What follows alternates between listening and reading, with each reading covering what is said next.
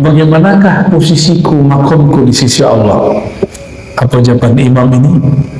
Bagaimanakah engkau meninggikan Allah di dalam qalbu, setinggi itulah engkau di sisi Allah Subhanahu wa ta'ala. Ada orang duduk dekat Sayyidina Ali, ayahnya Sayyidina Al-Hasan, menghujat dunia terus. Apa ini dunia? Apa ini? Ngomong sial dulu. Dikira orang begitu benci dunia, enggak.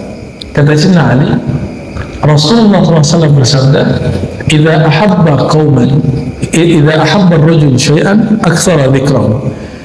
Kalau seseorang suka sesuatu, dia banyak menyebutnya.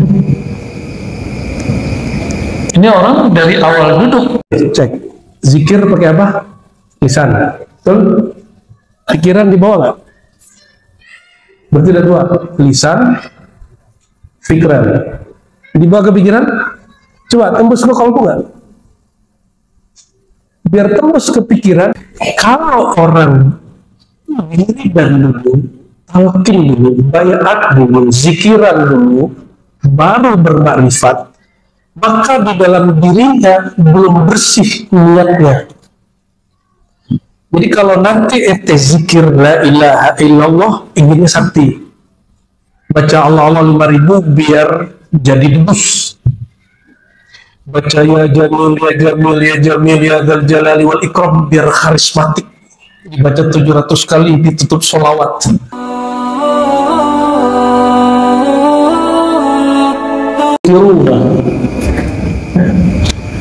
Kalian akan mengingkari apa yang kalian lihat. Lalu para sahabat sudah siap-siap megang pedang. Terus kami harus gimana wahai Rasulullah?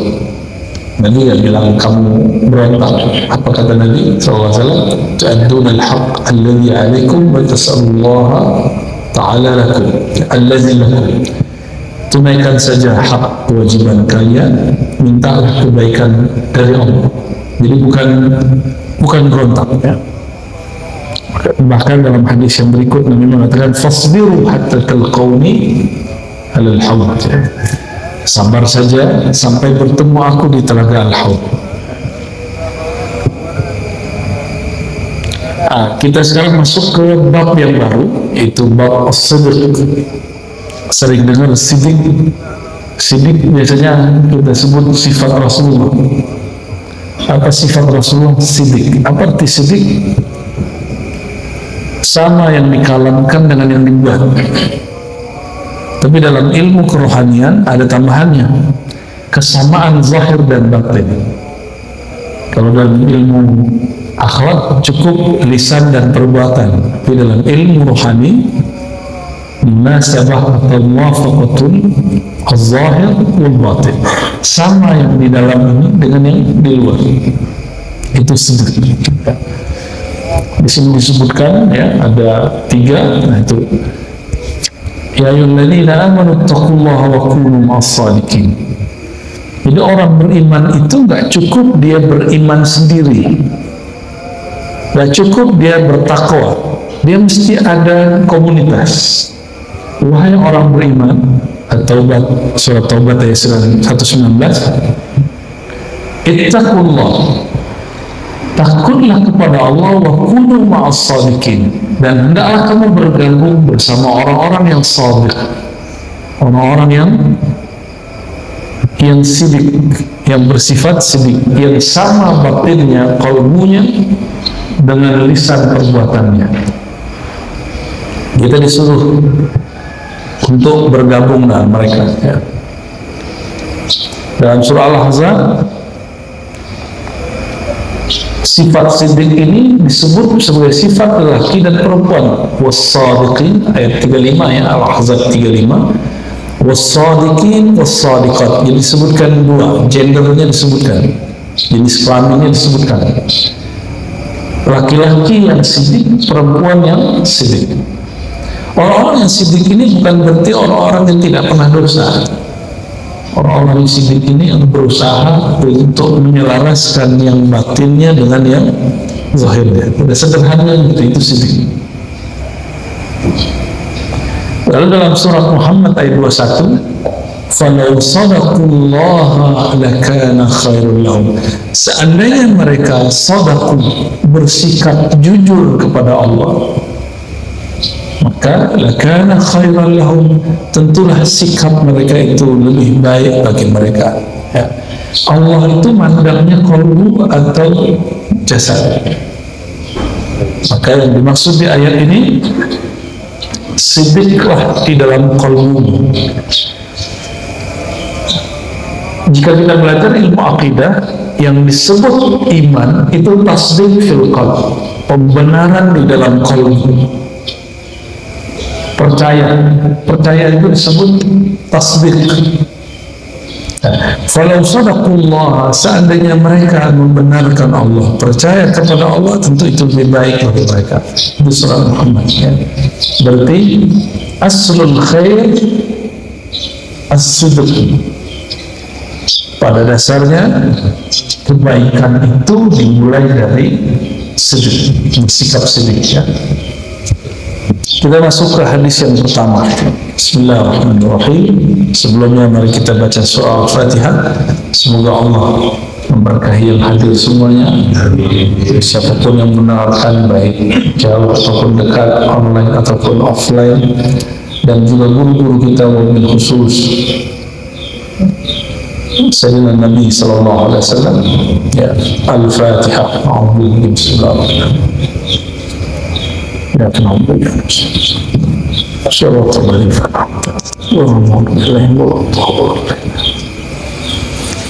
Fal-awwal, hadis pertama an Sayyidina Abdullah bin Mas'ud, dari sahabat Abdullah bin Mas'ud. Abdullah bin Mas'ud ini diperkirakan wafatnya tahun 33 Hijriah, barengan dengan Sayyidina Utsman. Lebih dulu beliau.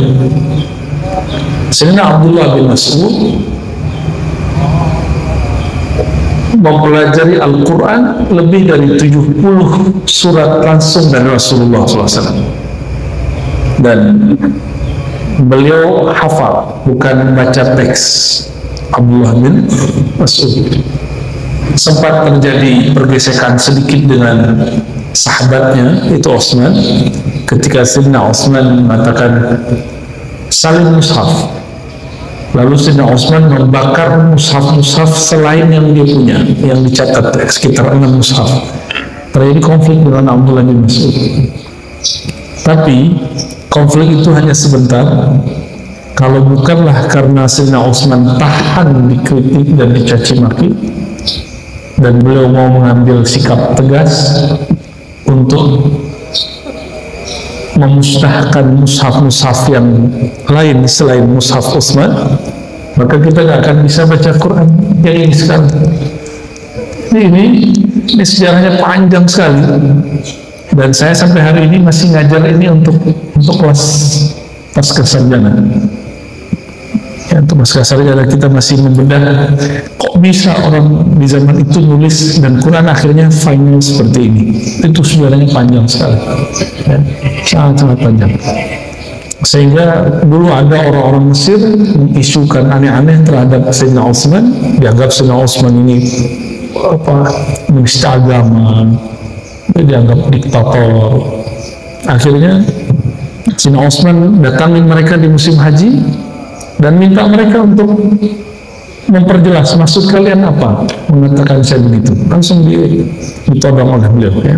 Selamanya Sayyidina Utsman itu nggak pernah menodong orang, tapi sekali itu beliau kemudian nantang balik cintanya. Ya, jarang-jarang, saya jarang menemukan Sayyidina Utsman itu seperti itu. Ya, alhamdulillah kita kemudian berkat Sayyidina Utsman mau dicaci, mau dikritik di zaman itu, kita dapat Al-Quran seperti ini. Dulu ada namanya Mushaf Utsmani, disalin di zaman Timur Leng di Uzbek sekitar 50. Jadi di zaman Timur Leng, walaupun dia bagi orang Turki, orang Baghdad, Afghanistan dianggap zalim, tapi bagi orang Uzbek dianggap sebagai penyebar keislaman yang baik. Ya, beda-beda wilayah, beda sejarah, ya. Itu saya pernah melihat, alhamdulillah, mushafnya di Tashkent, ya. Di Tashkent, di daerah di Uzbekistan, dan belum ada titiknya, belum ada harokatnya. Sekarang sudah ada titik, sudah ada harokat. Nah, ini pakai ilmu rasam, pakai ilmu qiraat, pakai ilmu macam-macam. Jadi untuk menulis Quran ini ada ilmu khusus yang diperlukan. Jadilah Quran. Dulu Sayyidina Utsman adalah orang yang menginisiasi di awal. Ya, barakallahu wa jazallahu ta'ala anna. Ya. Semoga Allah memberkahi Sayyidina Utsman. Dan Sayyidina Utsman sampai hari ini dituduh nepotisme oleh orang-orang Syiah Rafidah. Ya, maka saya berkali-kali katakan ke teman-teman Syiah itu, coba kalian berhenti deh ngomongin sahabat Nabi dengan kata-kata yang buruk. Pasti kita bisa ngobrol bareng, pasti bisa berbacaan jamaah bersama. Tapi nggak semua mau, ada yang mau, ada yang tidak mau. Ya. As-sidq, kata Nabi SAW, diriwayatkan oleh Abdullah bin Mas'ud, inna sidqa yahdi ilal birr. Sesungguhnya sidq itu bersikap sama antara lahir dan batin, ya. Yahdi ilal birr, akan memberi petunjuk kepada kebaikan-kebaikan. Wa innal birra yahdi ilal jannah, kebaikan itu akan memberi jalan kepada surga. Wa innar rajula la yasduq hatta yuktaba 'inda Allah siddiqan. Nah, di sini ada proses.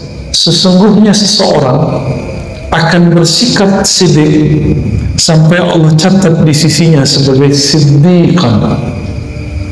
Jadi orang yang sudah tercatat, sudah terbukti bahwa dia benar-benar siddiq, disebut siddiq, ya.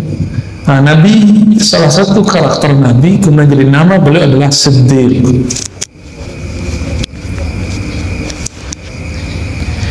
Maksudnya apa? Ini kalau orang jujur, sekali dia jujur, dia akan berlatih jujur. Nanti Allah tulis dia siddiq. Wa innal kadhiba, dibalik biar faham, Nabi kembali membalik. Wa innal kadhiba, sesungguhnya kebohongan, yahdi ilal fujur, akan membuka jalan kepada kekejian. Maksudnya sekali orang berbohong, dia akan membuka pintu kebohongan kedua, bohongan ketiga, keempat. Nah, ini maksudnya. Wa innal fujur, kalau sudah dia buka pintu kekejian, dia sedang membuka pintu ke an-nar, neraka. Hati-hati nih, ada yang kecil terutama. Jujur walaupun dihukum itu lebih baik daripada bohong selamat dari hukuman. Ya. Pernahkah Allah tidur? Allah nggak pernah tidur. Maka Allah tidak pernah bisa ditipu. Kalau guru-guru kalian bisa ditipu, bisa ditutup, tapi Allah nggak bisa. Wa inna rajula la yakdzibu hatta yuktaba 'inda Allah kadzaban. Orang kalau pernah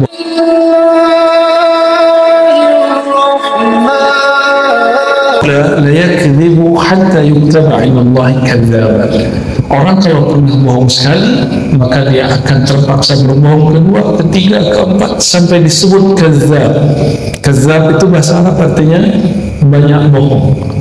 Dalam bahasa Arab kadzab fa'al disebut dengan mubalaghah, fa'il mubalaghah. Orang yang bohongnya udah nggak dihitung.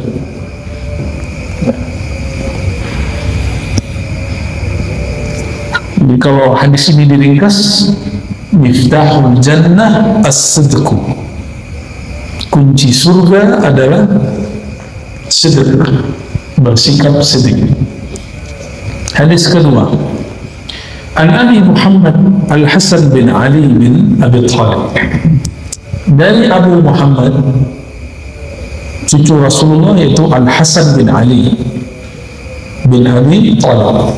Khusus untuk zuriat Nabi, ulama kita membolehkan kalimat alaihissalam, Hasan alaihissalam, ya.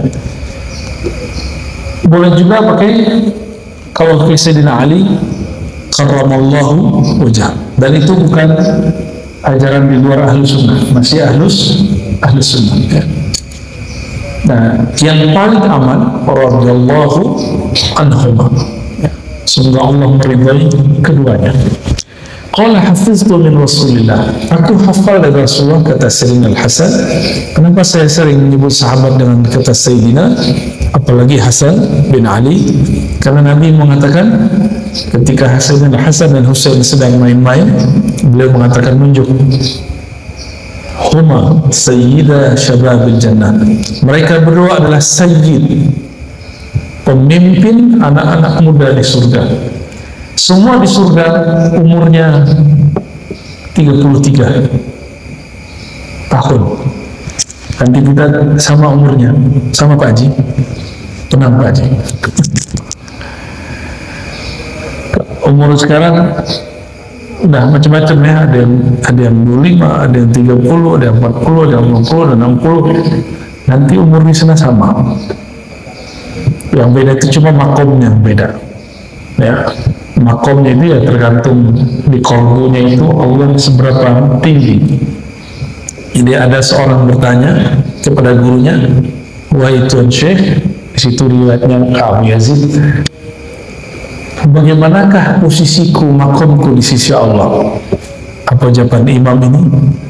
Bagaimanakah engkau meninggikan Allah di dalam kolbu, setinggi itulah engkau di sisi Allah Subhanahu Wa Taala. Ada orang duduk dekat Sayyidina Ali, ayahnya Sayyidina Al-Hasan, menghujat dunia terus. Apa ini dunia? Apa ini? Ngomong sial dulu. Dikira orang begitu benci dunia, enggak. Kata Sayyidina Ali, Rasulullah SAW bersabda, "Idza ahabba qauman, idza ahabba ar-rajul syai'an aktsara dzikrahu." Kalau seseorang suka sesuatu, dia banyak menyebutnya. Ini orang dari awal duduk sampai udah lama yang disebut-sebut dunia sial, dunia laknat, pemerintah zalim, pemerintah sial. Akhirnya hari-hari cuma menghujat. Kata Sayyidina Ali, sebenarnya kamu cinta. Jadi orang yang menghujat dulu Presiden Soeharto, Gus Dur, sekarang Jokowi, ya, sebelumnya Soekarno, itu orang yang cinta sebenarnya mereka ya. Karena disebut-sebut dulu, jadi status, jadi diposting. Ya, saya senyum aja, kayaknya dicintai. Orang-orang seperti ini lagi cinta. Kalau dia cinta kepada Allah, pasti dia banyak nyebut nama Allah. Lalu ngapain dia nyebut begitu? Supaya menyembunyikan sesuatu di dalam dirinya. Orang yang hujat dunia diulang-ulang, berarti ada sesuatu keburukan yang dia sembunyikan dari kolbunya. Tidak cinta dunia. Nah, kalau hujat pemimpin itu rata-rata ingin disebut pro politik A, B, C, D di sisi orang lain. Hati-hati juga, itu riya yang tersembunyi. Untungnya duniawi. Riya dalam hal duniawi itu tidak sampai kepada derajat yang terlaknat ya. Kalau yang dalam masalah ukhrawi kan fawailul lil musallin, celaka, terlaknat orang-orang yang merasa dirinya sholat padahal waktunya dia tidak jaga, dan yang kedua dalam sholatnya dia riya ya. Baik. Apa kata Sayyidina Hasan? Sayyidina Hasan menghafal ini ketika Nabi sudah mulai sangat sepuh ya, 60-an waktu itu. Nabi itu diangkat bukan karena beliau sakit atau tua. Kenapa Nabi diangkat? Kenapa Nabi kemudian wafat? Karena tugasnya sudah selesai. Jadi kapan kita wafat? Kalau tugas kita selesai. Jadi nggak usah khawatir ya, mau pandemi kayak gimana nanti balik lagi. Kalau tugas kita belum selesai nggak diambil. Ntar anak saya gimana? Nggak usah mikirin itu ya. Ntar ini gimana? Ntar ini nggak usah pikirin itu. Kalau tugas selesai, Allah ambil ya. Hafiztu min Rasulillah SAW, aku hafal dari Rasulullah SAW. Nah, ini ketika Rasulullah sudah mau selesai tugasnya. Maka ini hadis-hadis akhir yang didengar beliau. Da' ma yaribuk ila ma la yaribuk. Ini sudah jadi kaidah fikih. Tinggalkan yang membuat kolbumu gelisah. Raib itu sesuatu yang bikin gelisah dalam kolbu, kepada sesuatu yang tidak membuat dirimu gelisah. Ini terjemahan kolbiahnya. Kalau terjemahan ahli fikih, tinggal yang ragu, ambil yang engkau tidak ragu. Tapi kalau saya menerjemahkan, tinggalkan yang membuat jiwamu, kolbumu gelisah, kepada hal yang membuat kolbumu mantap. Bagaimana caranya? Ada yang namanya indikator. Nabi itu kalau ngomong, dulu belum ada namanya tesis, hipotesis gitu ya, belum ada. Tapi Nabi sudah berbicara dengan model itu. Ada kaidah, lalu ada indikator kebenaran dari kaidah itu.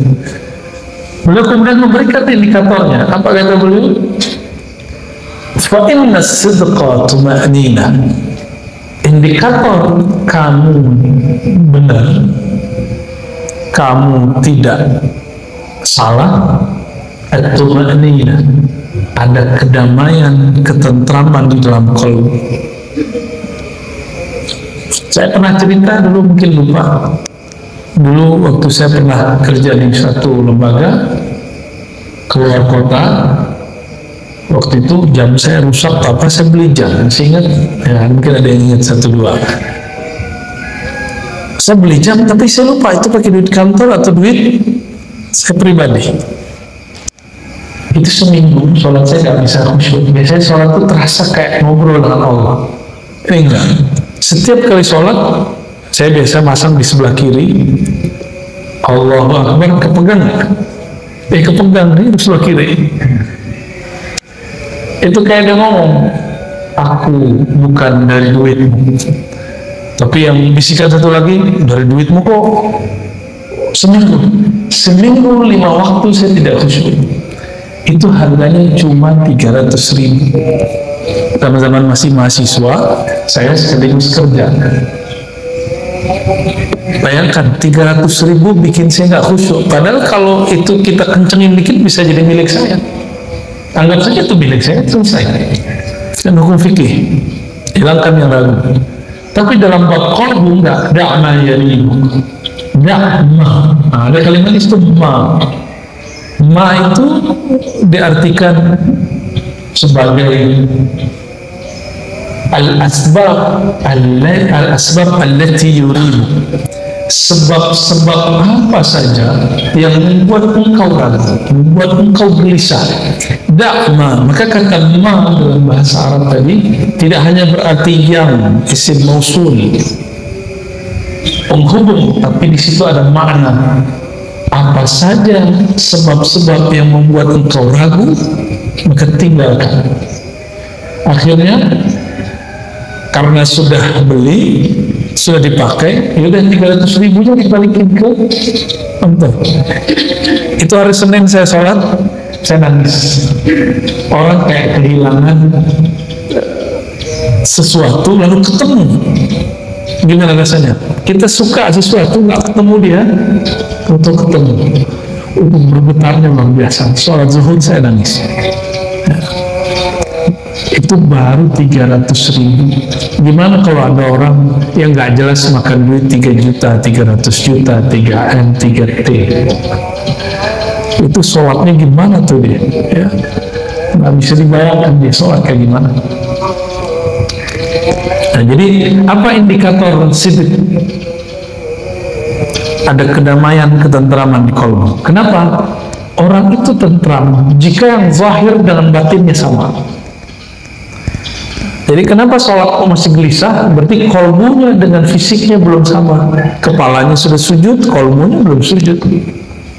Tangan sudah naik, Allahu Akbar, tapi kolbu belum membesarkan Allah di dalam diri, masih membesarkan diri. Makanya sholat kaki masih nyari kawan, ya. Itu sih boleh dalam fikih, tapi dalam ilmu rohani itu cacat. Ya. Kita hanya meluruskan kaki, mencari kaki kawan sebelum takbir. Kalau sudah takbir, jangan cari-cari lagi. Ya. Itu bukan khusyuk, namanya kusut. Ya. Wal kadhib rayyibatun. Sedangkan kebohongan itu penciriannya satu, yaitu gelisah, gundah di dalam kolbu. Ya.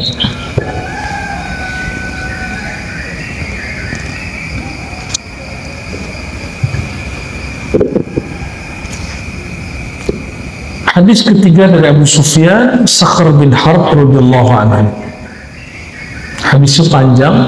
Ini dialog Abu Sufyan waktu ia belum Muslim. Abu Sufyan ini nggak Islam, cuma gengsi. Dia pengen dihargai sedikit lah. Maka seorang pendakwah memang kadang-kadang harus berdamai sedikit untuk masalah itu. Dia mau nyapa dikit gitu. Abu Sufyan ini masuk Islam ketika Nabi mengatakan masuk Mekah tahun ke-8 Hijriah, siapa yang masuk ke rumah Allah selamat, siapa yang masuk ke rumah Abu Sufyan rumahnya gede selamat. Dia merasa dihargai, langsung masuk Islam. Jadi penghalang dia masuk Islam satu aja, Muhammad ini ponakanku kok kurang hargain aku, kira-kira gitu. Coba dihargain saya sokong dia. Nah ini Abu Sufyan ketika dia bawa barang dagangan ke Rum Timur, yaitu Suria, Heraklius dalam bahasa Arab yaitu Hirokla, ya. Itu bertanya, Abu Sufyan, dia belum Muslim, fama ya'murukum, apa ajaran orang yang mengaku Nabi di kampung? Kata Abu Sufyan, ajarannya sederhana, wa'budullah wahdah wa la tusyriku bihi syai'a, sembah Allah jangan syirik, watruku ma yaqulu aba'ukum, tinggalkan ajaran-ajaran syirik orang-orang tua kalian.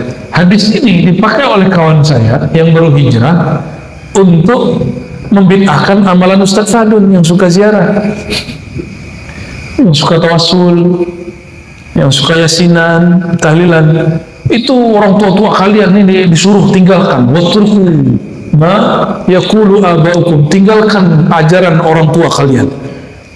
Orang tua yang ada di hadis, yang ada di ayat itu disebut orang tua nenek moyang yang musyrik.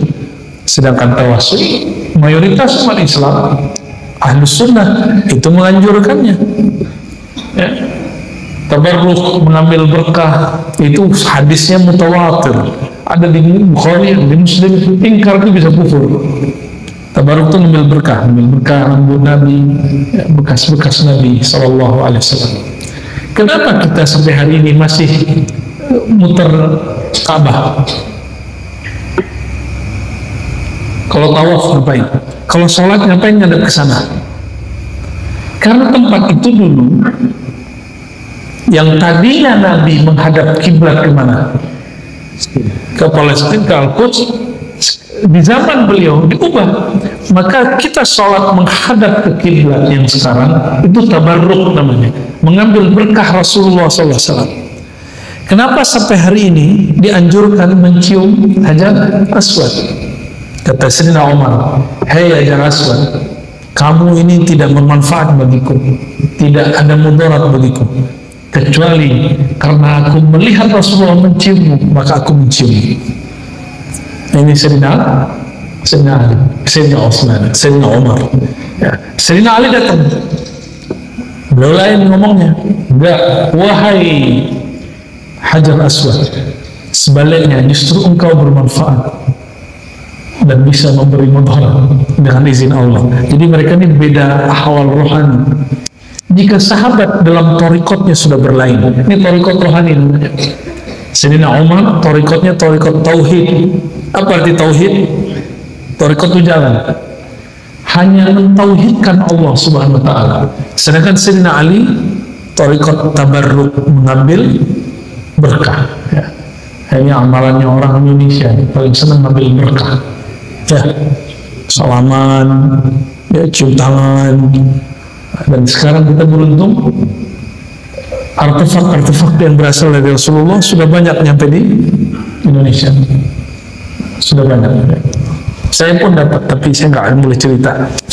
Repot orang kalau sudah mencari begitu. Kerjaannya itu melulu pengaji. Tabarruk itu matlub, itu dituntut. Tapi yang lebih tinggi adalah mencari ilmu. Itulah keberkahan yang tidak ada hentinya. Ya. Lalu kata Abu Sufyan, itu dalam bab tauhid. Orang lupa, Nabi itu tidak hanya mengajarkan tauhid. Yang paling mahal, wa ya'muruna bis-shalati was-sidqi wal-'afafi was-silah. Ada 4. Rasulullah itu mengajarkan kami salat, bersikap sidq, afaf, menjaga kehormatan, bisa juga berarti tidak minta-minta, was-silah, ini yang paling mahal, menjaga silaturahim. Dan Nabi itu juga silaturahim tidak hanya kepada muslim, tapi juga kepada non-muslim. Jadi saya berhusnuzon jika ada tokoh agama yang duduk bersama dengan lintas agama, barangkali dia masuk ke bab silah. Ya. Barangkali itu bagian dari cara dia berdakwah. Ya. Kita nggak usah tuduh dia liberal, plural, ya. Allah Maha tahu isi kolbunya.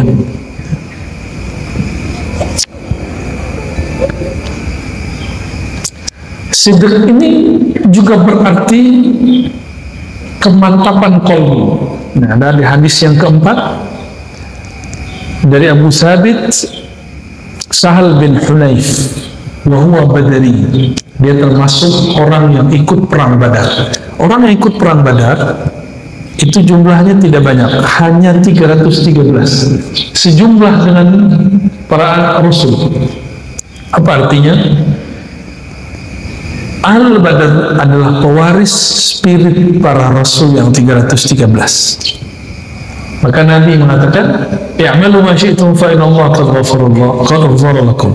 Kalian suka-suka, Allah sudah ampuni semuanya. Ya. Apa kata Nabi sallallahu alaihi wasallam?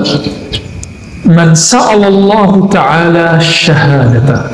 Siapa yang minta dimatikan dalam keadaan syahid. Syahadah itu syahid, menyaksikan Allah. Bisidqin, dengan kemantapan hati. Ballaghahullahu ta'ala manazil syuhada. Allah akan sampaikan dia ke maqam syuhada wa in mata 'alal firash.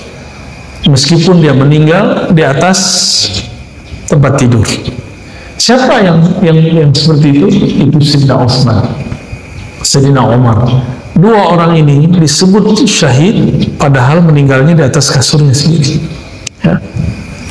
Dan Nabi sudah mengabarkan bahwa mereka ini akan syahid ketika naik ke Gunung Uhud. Gunung Uhud itu batu, dan dia kenal siapa yang naik. Maka jangan pernah coba-coba bermaksiat di atas gunung. Ya, itu gunung mengerti. Itu gunungnya bergetar.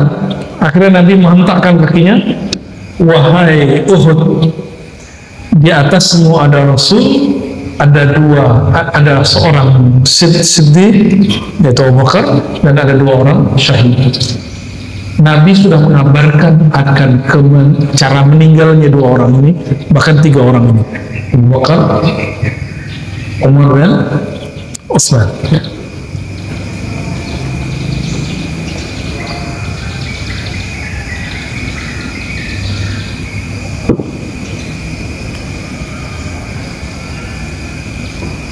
Siddiq ini juga berarti jujur.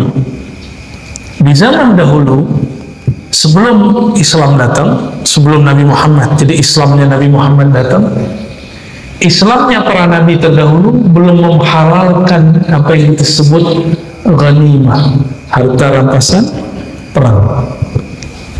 Jadi kalau ada perang, lalu orang yang dikalahkan, di situ ada emas, ada apa semacam, semuanya boleh diambil. Itu di zaman Nabi SAW. Sebelum Nabi Muhammad SAW, ghanimah haram diambil. Disebutkan dalam riwayat ini, ghaza nabiyyun minal anbiya salawatullah wa salamuhu alaihim. Dulu ada seorang nabi mengajak umatnya perang, dan di tengah perperangan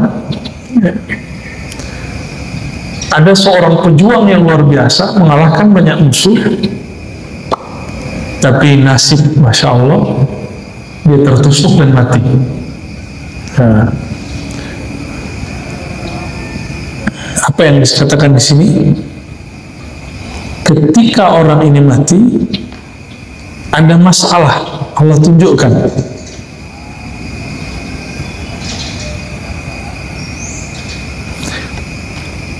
Nabi ini ngomong, inna fikum ghululan falyubayyi'ni min kulli qabilatin rajulun.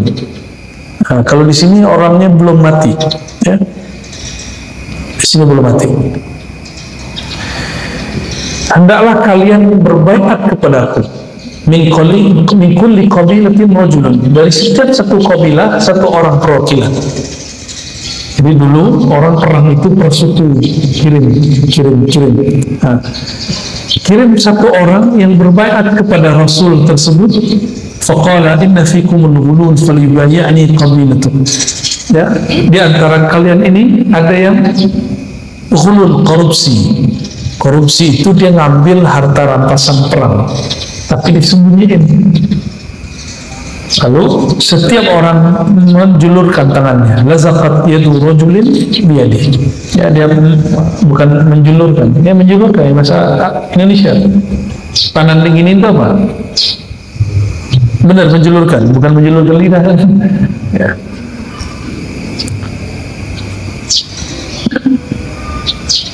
Inna fikumul ghulul falyubayyi'ni qabilatu. Terus faja'u bi ra'si misli ra'si baqaratin min adh-dhahab fawada'aha faja'at an-nar fa'akalatha falam tahul ghanaim li ahadin qablana. Ya, kalau di sini satu versi masih ternyata benar, tiba-tiba ada satu kelompok membawa harta ghanimah. Ya, membawa harta ghanimah. Di zaman Rasulullah ada kejadian orang yang tadi bisa mengalahkan siapa saja, tapi nasibnya tidak beruntung, mati. Ketika dia hendak disolatkan, Nabi merasa ada sesuatu.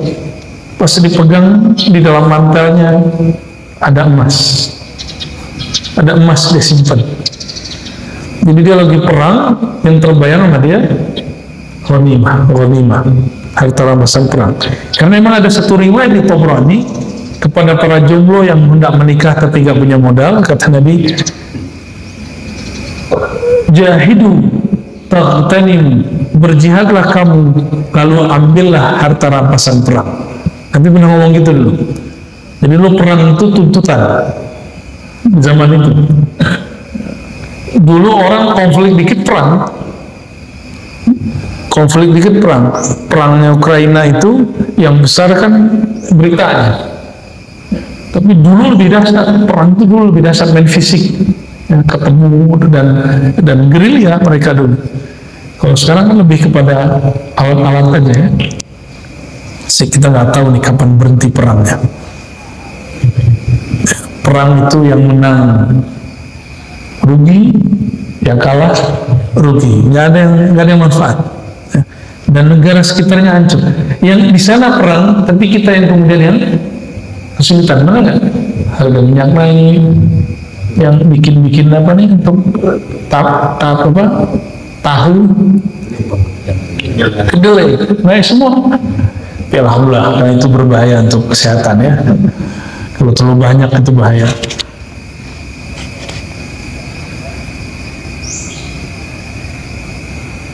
Nah, itu bab jujur dalam berperang, dalam beragama. Sekarang jujur dalam muamalat.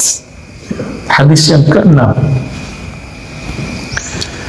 Ada Abu Khalid Hakim bin Hizam, ini sahabat Nabi radhiyallahu ta'ala anhu, yang Islam sama dengan Abu Sufyan, yaitu tahun ke-8 Hijriah. Nabi masuk ke kota Mekah, pulang kampung, dan tidak umroh tahun 8 Hijriah. Masuk kota Mekah nggak umroh, itu gimana? Nggak afdal, ya? Kenapa Nabi tidak umroh di tahun ke-8? Karena umroh amalan pribadi, sedangkan Nabi Fathu Mekah Nabi dengan silaturahim. Nabi mengamankan Mekah dengan cara bersilaturahim. Datang ke Abu Sufyan, semuanya Nabi temui, ya. Dan beliau hanya sekitar sepekan, seminggu di Mekah dan tidak sempat untuk umroh lalu pulang. Ya, kita kalau dengar ada orang ke Mekah nggak umroh, kita bilang apa? Goblok itu orangnya, bodoh itu orang. Ya, kita ngomong begitu. Nabi enggak. Nabi ketika ada amal sosial, ada amal private, pribadi, personal, yang beliau tinggiin apa yang beliau sosial. Nah, ini contohnya, ya.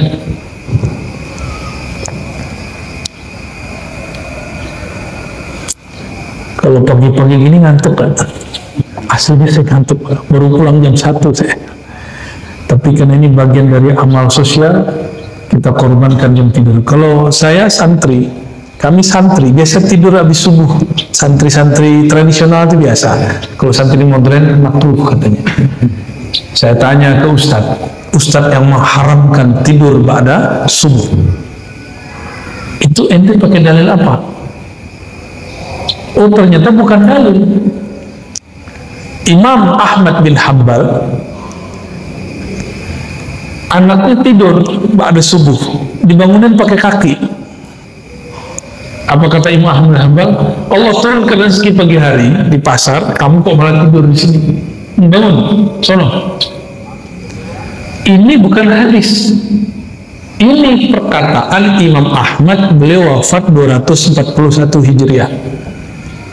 Ya, ini kalau perlu cocok untuk orang Indonesia kantoran, sama dagangnya sebelum subuh berbuka lapak. Ya, tapi kalau tinggal di negeri subtropis, matahari terbit jam 3 udah terbit, terus setengah 4, kerja tetap jam 8, mereka habis subuh tidur lagi orang sana. Boleh nggak Pak? Di Kanada begitu dulu. Di Prancis sama, ya. Apalagi Inggris, apalagi atasnya lagi Irlandia, ya. Nah, kita ini sering menggunakan riwayat yang bukan hadis, kita perlakukan seperti hadis. Akhirnya kita benci sama orang yang tidur habis subuh. Tidur habis subuh itu, dulu kita konfirmasi itu kepada guru kami, Kiai Ali Mustafa Yaakob, ahli hadis Indonesia di zaman itu. Apa jawaban beliau? Kemakruhan, bukan haram, kemakruhan tidur habis subuh itu bagi orang yang ma'isyahnya, hidup mata pencariannya bergantung kepada time di pagi hari. Kalau yang sekarang online, habis subuh tidur lagi nggak ada masalah. Ustadz Fadun kalau lagi nggak kemana-mana bebas, ya. Santri, ya, kita tahu dia santri kan. Tapi lain kalau yang santri-santri yang ini makruh. Nggak makruh, bahkan nggak boleh karena peraturan pesantren. Cuma dulu kiai-kiai kita kalau lagi libur, ya masya Allah, pada subuh, pada wiridan mereka tidur lagi. Namun afdolnya tunggu syuruk, tunggu terbit matahari, maka tunggulah matahari terbit dengan berzikir baru tidur, itu afdolnya. Nabi mengatakan itu khairun minad dunya wa ma fiha, ahabbu ilayya minad dunya wa ma fiha. Keberkahan berzikir sesaat itu lebih aku sukai daripada dunia dan seisinya. Ini bukan nyuruh ntar tidur habis subuh, ya, bukan. Jangan perlakukan riwayat yang bukan dari Nabi sama dengan riwayat yang dari Nabi. Kalau yang ada itu riwayat Sayyidatuna Aisyah melarang orang tidur pada asar karena membuat orang seperti orang gila. Tidur pada asar, bangun maghrib, ngomong ini pagi ke subuh, pagi ke subuh, pagi pak maghrib. Pernah begitu nggak? Tapi kalau ahli zikir mah sama aja. Ahli zikir tidurnya zikir, bangunnya zikir. Dia mau tidur kapan aja boleh. Bahkan ahli zikir itu saking tenangnya, rileksnya, dia bisa tidur dalam zikir. Lagi duduk ketiduran, ya itu nggak apa-apa.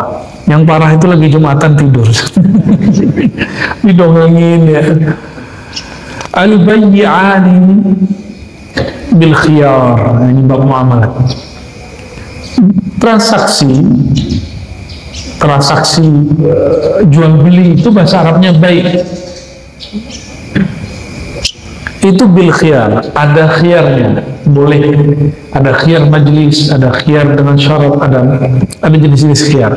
Khiyar itu dulu kita kalau beli barang, misalnya beli baju, nggak boleh dites. Nah, orangnya ngomong, ntar kalau nggak cocok balikin aja. Jika dia memberikan hari, itu lebih baik. Tapi standar 3 hari. Ya, standar 3 hari. Orang tuh boleh seminggu lagi juga boleh, misalnya gitu. Tergantung dikasih berapa. Ya. Atau dia katakan, jika masalahnya pada ABCD itu di luar tanggungan kami. Nah, itu ada. Ya. Kalau belanja di swalayan, bagian pecah belah, memecahkan berat 5, beli itu udah pastilah ya. Malam yatafarraqa. Ada namanya khiyar majlis. Khiyar majlis. Keluar dari tempat itu, maka sudah selesai transaksi baik-baiknya. Maka tidak boleh lagi memilih. Nah, ada yang begitu. Al-bay'ani bil khiyar ma lam yatafarraqa. Disebut khiyar majlis. Keluar dari pasar, keluar dari toko tersebut, maka sudah selesai, nggak boleh ditukar. Fa in sadaqa wa bayyana burika lahum fi bai'ihima.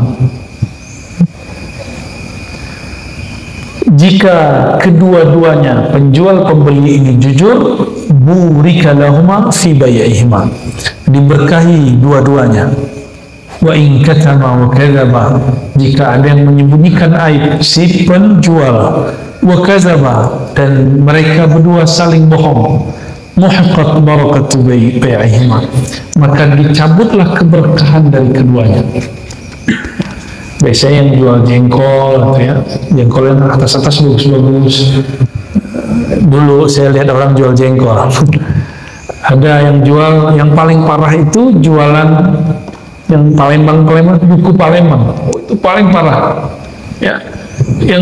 Yang dipajang itu yang gede-gede bagus, tapi ketika dia ngambil, dia ambil yang kecil. Itu nggak akan diberkahi. Apa ciri-ciri tidak berkah? Orang tidak mau datang lagi ke sana. Jadi para pedagang ini mengira ketika dia menampilkan yang bagus, terus dia kasih yang tidak bagus, itu dia untung. Betul, untung sesaat, tapi tidak berkah. Al-barakah itu khairun katsir. Ketika anugerah kebaikan itu bercucuran dan tidak habis-habis. Nabi Muhammad SAW, ketika beliau berdagang, beliau statusnya masih nabi, tapi nabi yang disembunyikan oleh Allah. Ketika berdagang bukanlah mengurangi hak orang. Setiap kali jual barang pasti ada hadiah dikasih, walaupun hadiahnya tidak dari barang itu. Jadi beliau sediakan mana yang biasa, barang-barang yang kelasnya nilainya A, itu dijual, dikasih hadiah. Hadiahnya diambil dari yang satu. Kita sekarang nyebutnya apa itu? Bakar-bakar duit, ya. Startup itu mereka bisa naik kalau bakar duit. Nah, Nabi Muhammad SAW belum sampai seminggu barangnya sudah habis. Nabi SAW bukan ingin yang kita sebut tadi dapat untung sesaat, tapi beliau mau berbagi. Akhirnya orang tandain yang jualan di pojok itu namanya Muhammad dari Mekah. Kalau kita belanja pasti dapat hadiah. Dari mulut ke mulut nggak nyampe seminggu habis, bahkan 3 hari sudah habis. Jadi Nabi Muhammad SAW dimanapun berdagang pasti ngasih orang hadiah.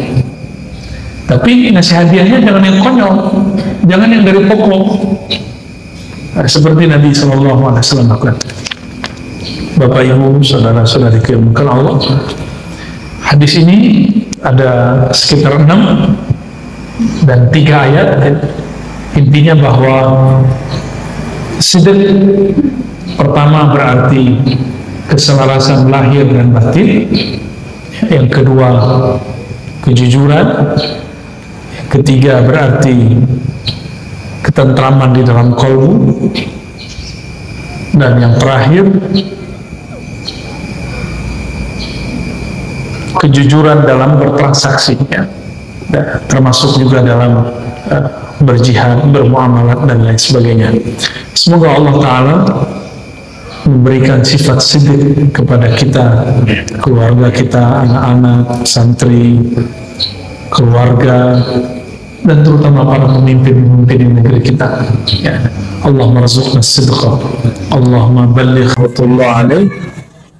Imam As-Sarraj yang wafat 378 Hijriah berkalam, "Waz-zuhdu maqamun syarif." Zuhud itu maqam yang sangat mulia. Wa asasul ahwal ar-radiyah wal maratib as-saniyah. Itu dasar asas daripada ahwal kondisi rohani yang diridhai Allah, wal maratib as-saniyah, dan tingkatan rohani yang tinggi. Zuhud itu jangan macam-macam, itu tinggi sekali. Tapi di atas langit ada langit. Apa kata beliau? Meskipun dia tinggi, wa huwa awwalu qadamil qasidina ila Allah azza wa jalla. Itu adalah awal qadam, menampaknya kaki orang yang hati yang menuju Allah SWT. Jadi apa yang akan antum rasakan kalau nama Allah sudah masuk ke kalbu, sehingga visinya hanya Allah, itu langsung berbeda hambar aja. Maka hidup lagi senang susah mulai terasa sama. Lagi senang asyakur, Allah Maha berterima kasih, bersyukur. Lagi susah as-sabur, Allah Maha penerima, Allah Maha sabar. Lagi taat, Allah membalasi. Lagi kena maksiat, cepat-cepat taubat. Ya, itu cuma jalan aja kepada Allah. Maka taat dan maksiat dua-duanya bala. Orang taat diuji, apakah dia merasa terpuji. Orang maksiat yang diuji, apakah dia patah hati. Ya, tinggal nanti antum dan kita yang mana. Taat itu makhluk bukan? Maksiat itu makhluk, maka kita tidak boleh putus harapan karena maksiat, tidak boleh sombong kegeeran karena taat. Karena itu bukan Allah Subhanahu wa Ta'ala.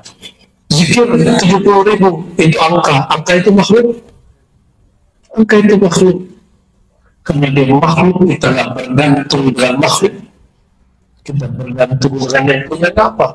Bukan bergantung dengan angka-angka. Maka angka itu apa kalau kita zikir? Itu cuma latihan. Ya, bukan itu tujuan kita. Tujuan kita satu saja, al-iltija ila Allah, hadir di hadapan Allah sebagai hamba. Maka disebut di sini awal qadamil qasidin. Orang kalau sudah disebut qasid itu sudah tinggi.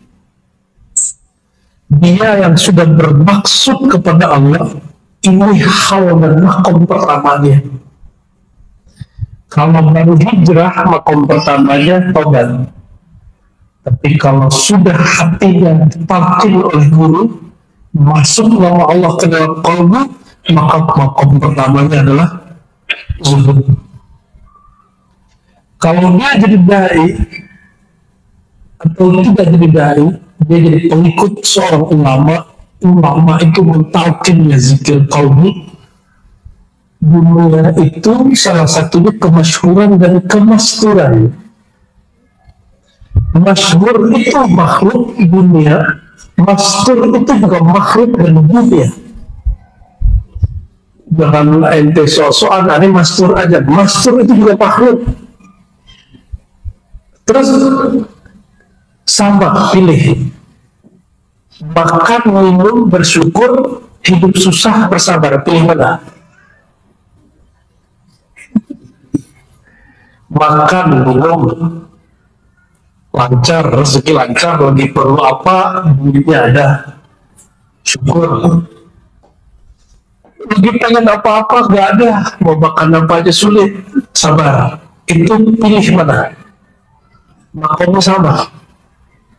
Kasih suatu pilihan pertama. Dasar ente.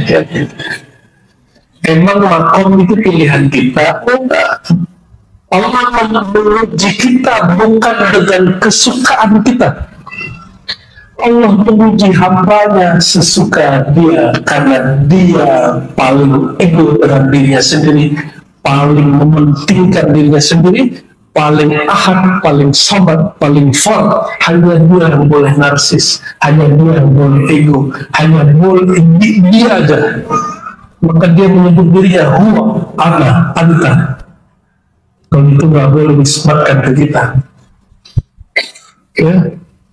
Hanya dia yang boleh narsis, hanya boleh dia yang mengatakan gua tersinggung, itu boleh.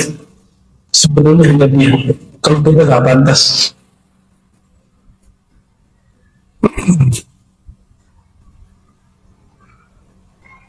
Jadi pilih mana? Syukur bersabar. Hidup susah makhluk gak? Sabar itu makhluk. Bersabar itu aktivitas makhluk, tapi nama Allah sabur itu tidak makhluk.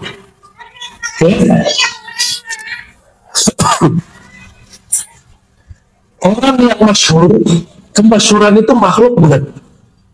Orang yang masyhur tersembunyi, kemasyhuran itu makhluk. Maka tidaklah orang masyhur lebih mulia dari masyhur, tidaklah yang masyhur lebih mulia dari masyhur. Siapa yang lebih mulia? Arafuhu billah. Orang yang paling kenal di antara mereka berdua kepada Allah. Oh, ada ulama ngomong begini, al-masyhur berkatil mastur. Ya, teman-teman, orang masyhur itu berkat ada yang mastur di belakangnya.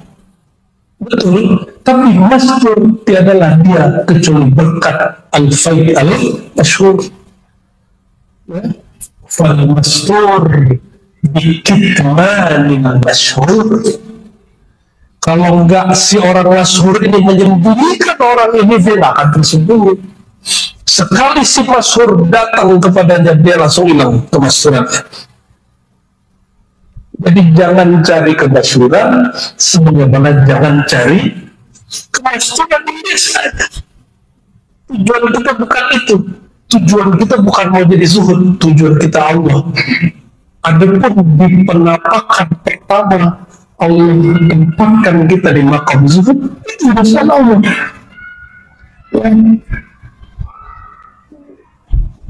Ini aja nggak tempat pas dia makam zuhud sama makam ria. Apa ria itu bukan makam ya, makam syaitan ya. Jadi ada orang datang ke saya terus ngata-ngatain saya, dan saya bersenang sekali ya. Coba kita karena lagi senang dikata-katai, kita candain dia. Apa kata dia? Kamu kan tahu waktu itu sudah mimpi Nabi itu ribuan kali. Oh, berkali dia. Saya tanya, mimpi? Iya. Sorry bro, kecil, baru mimpi. Seperti itu, dia pengen datang lagi. Kerabat dulu, manusia kerabatnya ini, kerabatnya itu. Wah, kalau begitu banget disebut-sebut depan aneh. Karena dia emang orang kayaknya tidak ada yang selama ini yang negur dia. Maka inilah cara saya. Kita tanya dulu ke kolbu, boleh nggak negur dia? Kata kolbu kita boleh, tegur dengan cara begitu. Kalau kolbu nggak ngasih tunjuk, kita juga nggak jalan. Itu kan istafti kolbak, minta fatwa ke dalam.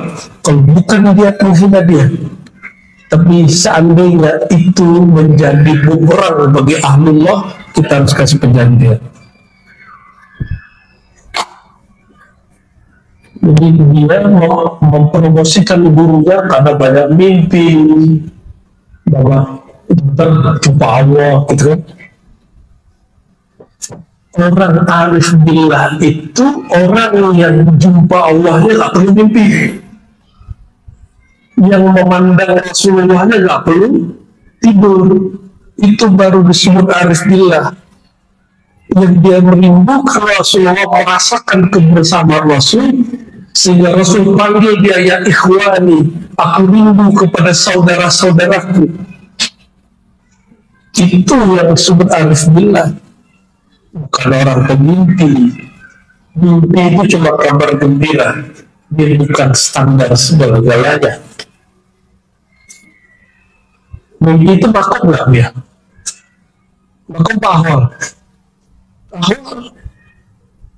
Dari pandang Allah, dan mimpi itu makhluk atau bukan? Jadi jangan bercita-cita mimpi Rasul, cukup itu sebagai penghibur pelipur lara. Ya, baik. Zuhud. Jadi apa makom pertama yang dijejaki seorang yang sudah kalbunya nyantol kepada Allah, kalbunya sudah bergantung kepada Allah? Apa? Makom zuhud. Zuhud itu apa? Ini yang kemudian beliau sebutkan di sini. Sebelum menyebutkan definisi, banyak ulama dia mengatakan, "Faman lam yuhkim asasahu fi zuhdi lam yasih lahu syai'un mimma ba'dahu." Siapa yang tidak mutqin, yuhkim itu ihkamu syai' yang itqanu, yang tidak mantap asasnya dalam zuhud, maka tidaklah sah makomat setelahnya. Ini kalau orang sudah qasidina ilallah. Lianna hubbad dunya ra'su kulli khati'ah, karena cinta dunia induk dari semua kesalahan. Zuhud fi dunya ra'su kulli khair. Sebaliknya, kalau zuhud berarti inti kebaikan. Ini contoh, wiridan dulu atau ma'rifat dulu. Beneran, tapi ente ketemu kiai minta ijazah dulu kan? Ijazahnya dulu Pak Kiai, talqin dulu Pak Kiai, ya kan? Itu tanda gagal taklim, gagal sistem pendidikan Islam hari ini. Di mana-mana begitu, sampai ke tanah haram orang begitu, ketemu syekh, ngaji belakangan. Kalau kita ngaji dulu, ngaji berapa hari, pas sudah hari keberapa, dan saya ini mau pulang kampung, buat oleh ijazahnya baru, tapi ngaji dulu, baru pas pertama minta ijazah, apa kita? Kalau orang ini dan dulu, talqin dulu, bayat dulu, zikiran dulu, baru bermakrifat, maka di dalam dirinya belum bersih niatnya. Jadi kalau nanti ente zikir la ilaha illallah, inginnya sakti, baca Allah 5000 biar jadi debus, baca ya jamil ya jamil ya jamil ya dzal jalali wal ikram biar karismatik, dibaca 700 kali, ditutup sholawat, pas dilihat mukanya nggak berubah. Kita kan mantan lelaku ya kitab-kitab begitu dulu kita membaca semua itu ya, kita pakai, kita beli, kita itu kok dengan dicermin mukaku nggak berubah ya. Bertanyalah yang dicermin sama yang di luar cermin, yang dalam cermin bertanya ke dalam cermin, sebenarnya zikirmu itu apa ya. Ternyata kita sudah bukan bercermin kepada kaca itu, sedang bercermin kepada qalbu. Jadi benarlah kata Nabi, al-mu'min mir'atul li akhihi, mukmin itu cerminan kaca bagi orang yang tempat orang ngaca yang lain. Nih, cek zikir pakai apa? Lisan. Pikiran di bawah nggak? Berarti ada dua, lisan, pikiran. Di bawah kepikiran, coba tembus ke kalbu nggak? biar tembus ke pikiran, maknai zikirnya. Biar tembus ke kolbu, cintai yang mengajarinya. Gitu. Ya, baru makna itu tembus sampai di kolbu. Tapi kalau pikirannya belum dibenerin, ente zikir, misalnya baca sholawat Syajaratul Wuqud, ingin kaya, udah dicoba 40 hari nggak kaya-kaya, kan banyak ngomong gitu kita. Berarti dia lagi zikir, dia tidak sedang menghadirkan wajah Sayyidina Muhammad SAW. Dia sedang menghadirkan wajah-wajah dunia. Kebayang wajah duit. Allahumma sholli ala sayyidina Muhammad, Allahumma sholli ala sayyidina Muhammad 400 kali antara isya dan subuh. Ya, wirid dari Habib Mahdi Segaf, ya, baru wirid beliau mah aman. Beliau zuhudnya apa? Itu duitnya dipakai semuanya untuk santrinya belasan ribu. Sekarang nggak tahu 20.000 kali ya. Kekayaan beliau itu berkah sholawatnya dipakai untuk gitu cara dia zuhud. Ditalak dunia ada. Itu ciri-cirinya. Buat nggak begitu? Ya, zikiran nih 400, besok ente kaya, berani nggak berbagi? Nggak yakin aneh, nggak yakin sama sekali. Korun kan begitu, Korun itu kan murid Nabi Musa, sahabat Nabi Musa, minta kaya, datang ke Nabi Musa, diajarin ilmu kaya, ada asma yang dia baca. Pas sudah kaya, nggak ngaji lagi ke Rasulullah, ke Sayyidina Musa. Apa kata dia? Sibuk wahai Nabi Allah Musa. Lama-lama gak sibuk lagi karena dia jadi bangsawan kaya, dianggap oleh Fir'aun sebagai mitranya dalam berkuasa. Ajaklah dia kemudian jadi bokhir kekuasaan dia. Ya. Lama-lama dia menikmati itu karena banyak pengusaha-pengusaha nggak puas dengan usaha kayanya, dia masuk ke politik, benar nggak? Nah, itu sama Korun itu begitu kasusnya. Nggak lagi ngajikan Nabi Musa, malah ngejek Nabi Musa. Kenapa? Dia ngaji ke Nabi Musa bukan karena ingin kenal Allah. Dia belajar ke Nabi Musa, zikir-zikir Nabi Musa, sholat dengan sholat Nabi Musa, karena ingin mendapatkan dunia. Fikrahnya rusak. Fikrahnya rusak. Karena fikrahnya rusak, ketika dia zikir, pikirannya yang mengganggu terus. Inilah kenapa antum nggak bisa khusyuk.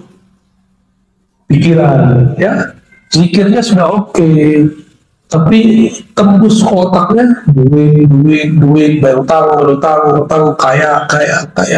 Zikirnya mah benar. Karena pikirannya menghijab jiwanya, kalbunya, akhirnya kalau ente nanti jadi mursyid hubbud dunia. Ya, kalau jadi ahli wirid tukang naikin pangkat orang pakai wirid. Oh, banyak yang masuk hari ini dengan itu. Ya, oh ente mau naik pangkat solo datang. Mohon maaf, kepada pelaku itu tolong didik, jadikan kemasyhuran engkau sebagai orang penaik pangkat orang dengan wirid, mengajak orang datang ke Allah. Ya, jangan biarkan umat ya tambah terpuruk cinta dunia. Dunia ini salah satunya pangkat, bukan? Betul kan? Ujung-ujung kan mahar. Dan itu aneh. Kalau wirid ente bisa menaikin pangkat, kenapa nggak ente aja yang naik pangkat? Ya kan? Kalau wiridnya dukun itu atau uskun itu bisa naikin derajat, kenapa nggak dia aja yang naik derajat?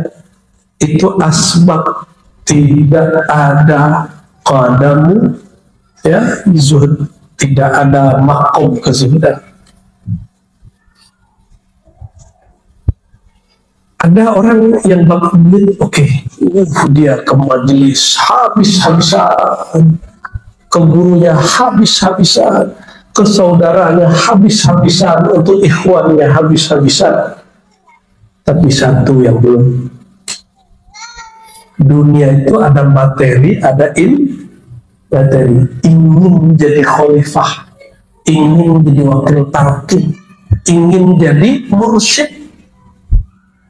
Kalau sudah jadi mursyid, ingin jadi pimpinan jemaah thariqah mu'tabarah, ingin jadi pimpinan wakil talqin wilayah mana, keinginan itu, ini yang ngomong Imam Sya'rani ini. Kalau ente ada yang ngomong pasti tersinggung. Kalau Sya'rani kan gak tersinggung.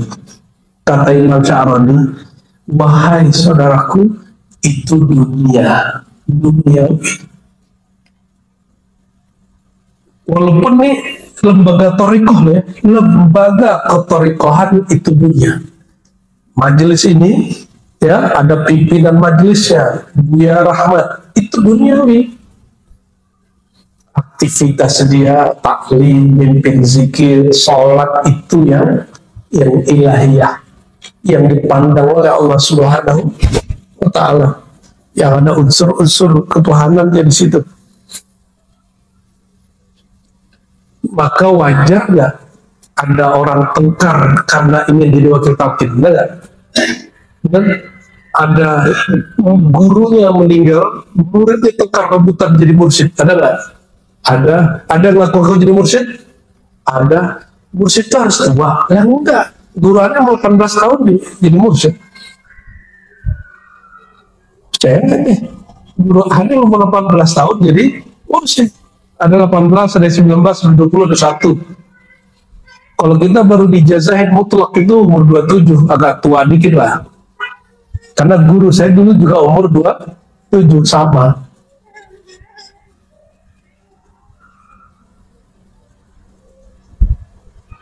Mesti 40 ya. Dia kan 40 ya. Yang gitu ya. Emang mursyid harus 40, ada syarat jadi mursyid 40 tahun? Nggak ada. Imam Bukhari itu, Imam Bahuddin Naqsyabandi sudah jadi mursyid sebelum 40 tahun. Makanya banyak sahadah Naqsyabandiyah itu jadi mursyid sebelum 40 tahun. Jadi mursyid itu dunia. Gelar-gelar itu dunia. Ya, doainlah kami-kami ini selamat ya, biar ini selamat. Gaya bener ya. Ente doain beliau ya, bener. Doain dong, masa didoain? Ya, dia mau gak didoain ya? Atau biar gengsi? Doain itu gak berlaku karena itu. Tapi saya yakin beliau dia takut. Sampai hari ini Buya Yunal tuh nanya, kok saya dikasih ijazah? Nanya gitu, gak percaya dia. Ya, semoga itu indikator kezuhudan kan ya. Itu zuhud maknawi, bukan zuhud maddi, bukan zuhud materialis. Apakah kalau nggak diangkat jadi wakil talqin, jadi muqaddam, jadi mursyid, nggak mau lagi berzikir, nggak mau lagi berburu ke si fulan? Ya itu ciri-cirinya. Si Fulano diangkat, ente nggak diangkat, masih mau nggak berburu sama dia? Jangan ulangi kesalahan malaikat yang dulu.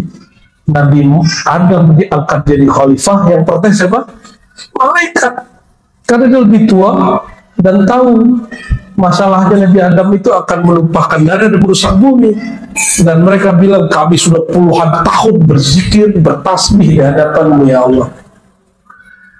Diandelin. Jadi malaikat itu ngandelin mirip dia. Mereka merasa bermirip. Itulah masalah malaikat ya. Sampai hari ini, sampai saya ini, sawun ya. Ya. Tapi untuk ukuran malaikat itu boleh. Tapi untuk malaikat yang iliyin, muqarrabin itu enggak, mereka nggak begitu. Kayak Sayyidina Jibril itu nggak masuk. Mereka nggak ada begitu. Nah, maksud kami menyebutkan ini, jadi zuhud ini beda-beda juga. Beda orang, beda masa, beda makom, beda jenis. Jin minat gak sama mobil ente? Sama rumah? Enggak minat. Maka zuhudnya jin beda gak dengan zuhudnya manusia? Ya, malaikat ada zuhudnya sendiri, manusia ada zuhudnya sendiri, dan masing-masing makhluk Allah ini punya kezuhudan masing-masing. Zuhudnya guru beda dengan zuhudnya murid, zuhudnya politisi beda dengan zuhudnya pejabat, beda dengan zuhudnya kiai, beda dengan zuhudnya pedagang, pengusaha. Sabar ya. Kita udah tahu nih, feeling kita cuma sekian jatahnya, kita terusin. Itu nggak zuhud namanya. Ya, Allahumma sholli ala sayyidina Muhammad. Sedikit lagi ya. Jadi kalau bab ini nggak beres, mau nanti gelar kemursidannya berapa, mau torikotnya apa, mau ketua jamiah torikoh, ribat, zawiyah, surau, mau jamaahnya 70-an ribu, puluhan juta, apa kata beliau? Siapa yang nggak beres bab ini, lam yasih lahu syai'un mimma ba'dahu, maka makomat setelahnya dia tidak akan pernah mendapatkannya. Nah, inilah masalah akhir zaman. Banyak orang diangkat jadi mursyid padahal ada masalah kezuhudan. Jadi kita ini belum pantas sebenarnya. Cuma kalau semua orang begitu siapa yang ngajar? Jadi khauf dan roja ini harus stabil. Ya, dalam dakwah nggak ada tawaduk-tawaduan. Dalam dakwah taklim semuanya harus pede. Bab yang roja harapan tinggi, bukan khauf. Ya. Yuqal inna man summiya bi ismi zuhud fi dunya faqad summiya bi alfi ismi mahmud. Orang yang dapat nur kezuhudan, dia dapat 1000 gelar kemahmudan yang terpuji. Wah, ini yang boleh juga disebut nama ruh. Ini istilah lain dari nama. Jadi beliau menyebut satu zuhud ada 1000 nama. Satu zuhud ada berapa nama? 1000. Berarti istilah nama ini sudah ada. Bab zuhud, bab rohani atau bab zahir? Rohani. Maka penamaan itu ada pada penisbatan rohaninya, bukan pada zahirnya. Wa man summiya bismi raghbah fid dunya faqad summiya bi alfi ismi mazmum.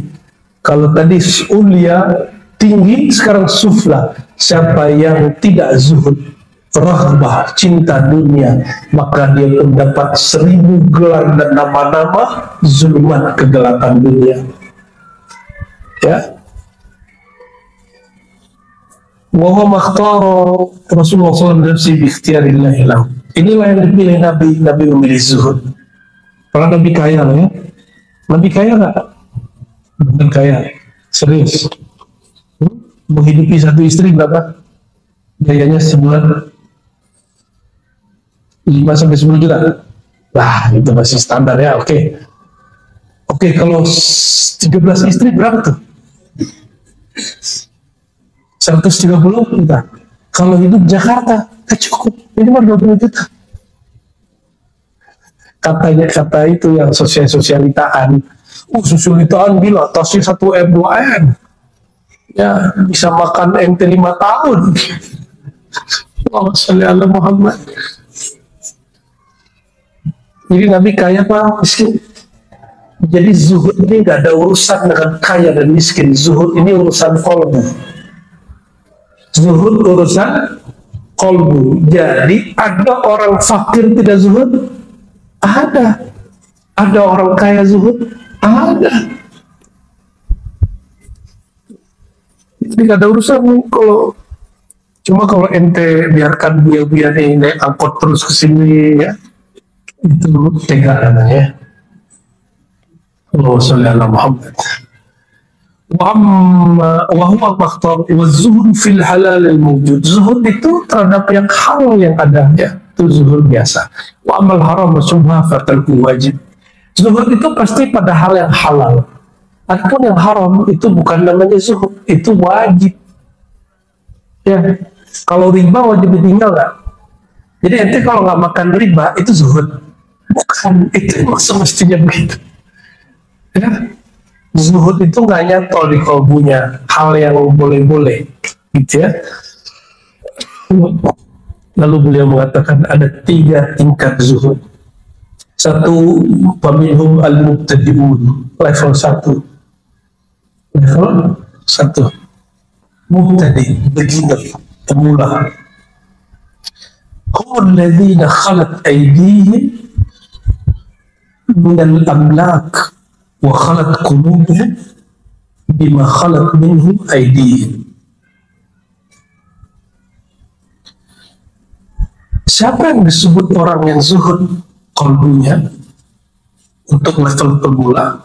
Orang yang kosong tangannya, tidak memiliki aset. Ya, dia lagi ada proyek besar, ditinggal. Nah, itu zuhud namanya itu. Punya rumah diwakafin. Nah, jadi Pak Haji tuh udah zuhud tuh. Ya, semoga istiqomah Pak Haji. Punya mobil dikasih ke orang, punya duit dibagiin ke orang. Itu namanya zuhud. Tadi baru pemula, jangan gaya itu. Punya tanah wakafin, punya tanah hibahin, itu baru pemula. Makanya Nabi mengatakan jangan kamu sampai hibah-hibah, wakaf-wakaf dikelola oleh bukan orang yang taqi, bukan orang yang bertakwa menjaga qalbunya kepada Allah. Nanti malah membantu orang bermaksiat. Itu sebabnya berwakaf sedekah kepada orang soleh, ya, itu menjadi suatu hal yang dianjurkan. Ya, tapi kalau guru emang sedekah, tinggian makom guru murid, maaf deh, guru murid, guru. Kalau ente ngasih guru itu sedekah apa hadiah? Tidak juga. Bahkan saya revisi itu sekarang dia. Murid kasih guru itu cari perhatian. Kalau hadiah ente setara, tahadu, saling bagi hadiahlah kamu kepada kawanmu karena kamu setara, sehingga muncullah rasa cinta. Emang ente setara sama guru? Nah, saya nggak pernah bilang saya setara sama guru saya. Wallahi nggak pernah. Selama-lamanya makom lebih tinggi dari kita. Walaupun kita sudah doktor kayak apa, kayak kata orang itu kan gelar duniawi. Selama-lamanya mereka di atas, kita kan yarfa'illahu lazina amanu, Allah angkat derajat mereka. Walladzina utul ilma darajat. Maka kita kalau memberi, dulu saya masih sebut hadiah, saya tobat lah ya. Berarti kita menganggap diri kita setara di gurunya. Yang lebih tepat itu cara mencari perhatian Allah lewat perhatian kekasih-kekasih Allah. Oh, dia nggak tahu kita yang ngasih. Allah tahu nggak? Allah tahu nggak? Allah tahu. Jadi cukup nggak kita ini ngasih terus dia nggak tahu? Cukup nggak? Cukup, karena Allah nggak pernah tidur. La ta'khudhuhu sinatu wala naum. Dia tidak pernah ngantuk, dia nggak pernah tidur. Bahwa dan dia sangat mengerti alimnya, dan dia sangat mengerti khabir, sangat. Ya, mulai kalau punya guru di mana, ya, punya guru yang ngajarin Iqra, kasihan dia, ya, guru agama, bahkan guru sekolah kita, kalau jumpa kasih hadiah. Coba kemarin kita di Haramain, Bu, ya, jumpa guru kesenian, kayaknya mirip, tapi saya takut dia, kalau kita sapa dia, takutnya bukan dia. Akhirnya saya nggak sapa. Ya, lagi pakai baju ihram kayak buru-buru gitu. Kayaknya guru kita dengan Pak Sanawiyah yang kita fatwain bahwa kesenian dia haram.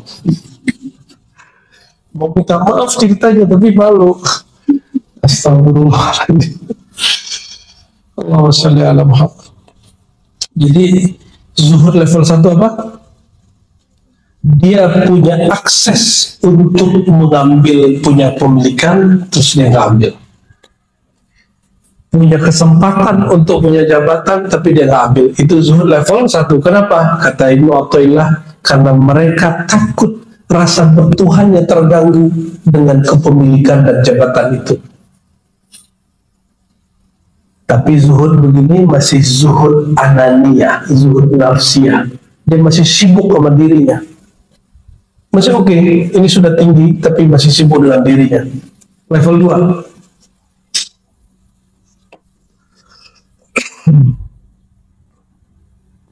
Oh, di sini ada skala Ibnu Junaid. Kata Ibnu Junaid, zuhud itu tanganmu kosong dari kepemilikan, hatimu kosong dari ketamakan. Level 2 langsung masuk. Level 2, kolbu tidak ada rasa tamak. Apa arti tamak? Menginginkan sesuatu di luar hak kita. Kita sudah cukup, masih pengen. Kayaknya semua kita tamak ya. Betul nggak?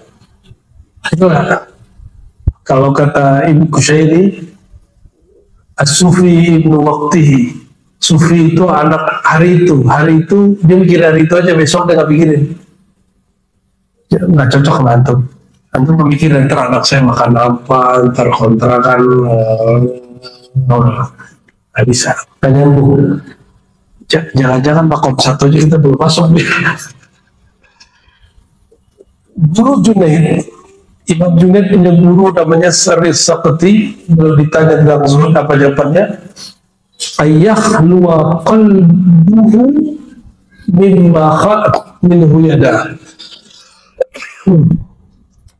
Hatinya enggak kepikiran, hatinya enggak menginginkan sesuatu yang enggak di tangannya. Bisa nggak begitu? Halo. Punya punya Ferrari ya? Nggak punya? Serius? Ya wajar, ente nggak menginginkannya, nggak pantas. Ente lagi butuh mobil, butuh motor, setiap hari mengangankannya, itu nggak zuhud. Kita lagi butuh satu barang, tapi hati kita nggak tersiksa olehnya. Itu zuhud level 2. Kita semua perlu duit nggak? Tapi kita nggak tersiksa dengan. Kenapa? Allah itu, pernahkah dia menciptakan sesuatu lalu tidak menjaganya? Ada nggak? Nggak mungkin. Yang ada hambanya yang tidak menjaga dirinya. Hambanya tidak menggunakan apa yang diberikan oleh Allah Subhanahu wa Ta'ala. Itu apa salahnya? Firqatu minhum mutahaqqiqun level 3. Wasafu ma'ajabu Ruwaimi bin Ahmad. Ruwaimi ini murid Imam Junaid. Ini perhatiin, guru murid, tapi malah lebih tajam murid. Kok bisa? Karena ma'rifat berkembang. Ma'rifat di zaman Junaid itu yang dijelaskan, tapi setelah dia berkembang. Kata Ruwaim, murid Imam Junaid, ketika ditanya apa itu zuhud, nah coba cek, semoga ini ada di kita, walaupun sekali seumur hidup dan dia akan terjadi selama-lamanya. Tarku berarti 4 makom sebenarnya, bukan 3 ya. Meninggalkan huzuzun nafs.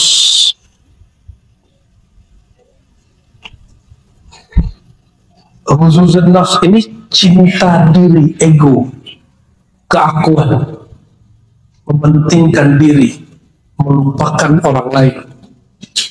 Min jami' ma fid dunya, dari keperluan-keperluan yang ada di dunia. Fahadha zuhdul mutahaqqiqin, ila zuhudnya orang-orang yang sudah bertahaqquk, berhakikat. Lianna fi zuhdi fid dunya hazzan lin nafs. Karena zuhud pada dunia juga ada ya, cinta kepada dirinya. Lima fi zuhd min raha wa sana wal mahmada wa ittikhadil jah dan nas. Ya, zuhud di sini yaitu tidak mengambil waktu untuk banyak rehat, tidak senang dengan pujian, tidak senang dengan gelar-gelaran. Ya. Kalau Buya nih ngajar hadis, Buya nanti gelar al-muhaddis, al-musnid, al-kabir. bukan Syekh Fulan musnid dunia. Itu dunia itu banyak yang terhijab dengan gelar itu dan belagu, dan dia mengutuk-utuk orang lain dengan gelar itu. Saksinya. Cuma ente punya guru ente sih musnid dunia, ente mah belum musnid dunia, ya. Kita sebut si Fulan kadzab, Fulan dajjal, dia dajjal-dajjalin orang, kalau dajjalnya belum keluar. Allahu Akbar, ya. Gelar-gelar begitu, atau yang Bang Do di mursyid, kita bilang, Bang Do, itu adalah orang yang ngajar tarekat di sana.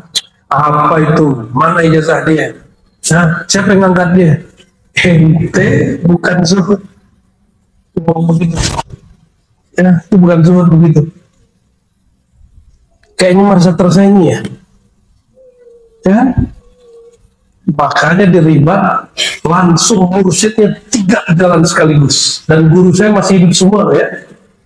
Mursyid saya mentakrir nih pengijazahan mereka, dan mereka ini sama-sama bertalkin. Nggak ada tuh saing-saingan sampai sekarang dia malah oper-operan ya. Nggak ada.